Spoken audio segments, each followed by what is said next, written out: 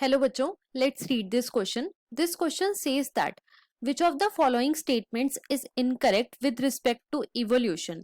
इस क्वेश्चन में हमें 4 स्टेटमेंट दी गई हैं और हमें इनकरेक्ट स्टेटमेंट को फाइंड आउट करना है with respect to evolution. Option 1, Darwinian variation are large but directional. Option 2, Hugo de Vries believed that mutation caused speciation. Option 3, unit of natural selection is individual. And option 4, unit of organic evolution is population.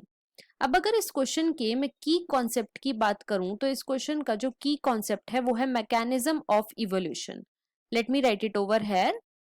की concept is mechanism of evolution. बच्चों, mechanism of evolution में हम 2 researchers के बारे में पढ़ते हैं.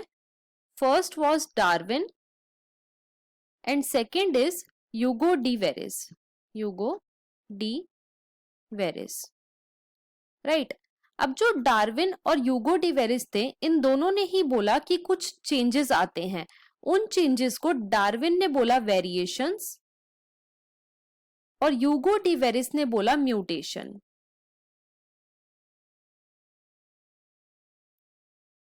अब जो डार्विन थे उन्होंने बोला कि जो वेरिएशन है ये स्मॉल होंगी,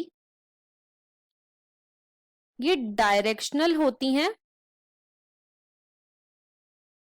और जो वेरिएशन है ये स्लो और ग्रेजुअल है, मतलब कि धीरे धीरे होती हैं. They are slow and gradual. लेकिन जो ह्यूगो डी वेरिस थे इन्होंने बोला म्यूटेशन जो है वो लार्ज होंगी, रैंडम होती हैं, मतलब कि कैसे भी हो जाती हैं, और डायरेक्शन लेस होती हैं. एंड डायरेक्शन लेस होती है. और साथ ही साथ ह्यूगो डी वेरिस ने बोला जो म्यूटेशन है वो सडन होती हैं, मतलब कि एकदम से हो जाती हैं, राइट. ह्यूगो डी वेरिस ने बोला कि जो म्यूटेशन होती है उसकी वजह से नई स्पीशीज ओरिजिनेट होती हैं, मतलब कि स्पीशिएशन होता है, और इसको उन्होंने टर्म दिया सॉल्टेशन. सॉल्टेशन. अब बच्चों, ह्यूगो डी वेरिस ने एक्सपेरिमेंट किस पे किया था? तो ह्यूगो डी वेरिस ने स्टडी करा था एक प्लांट को जिसका नाम था इवनिंग प्रिमरोज. Evening primrose.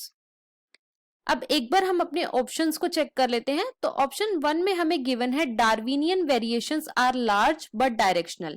ये बिल्कुल रॉन्ग स्टेटमेंट है. क्यों? क्योंकि डार्विन ने बोला था जो वेरिएशन है वो कैसी होती हैं, वो स्मॉल होती हैं और डायरेक्शनल होती हैं.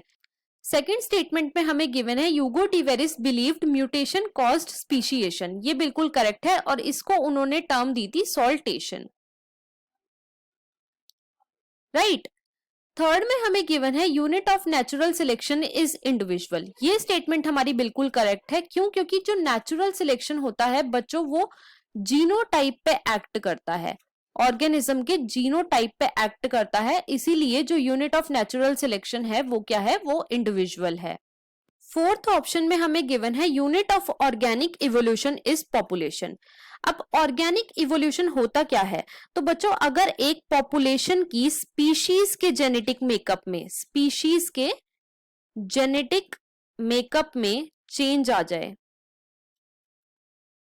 और ये जेनेटिक मेकअप में चेंज आता क्यों है?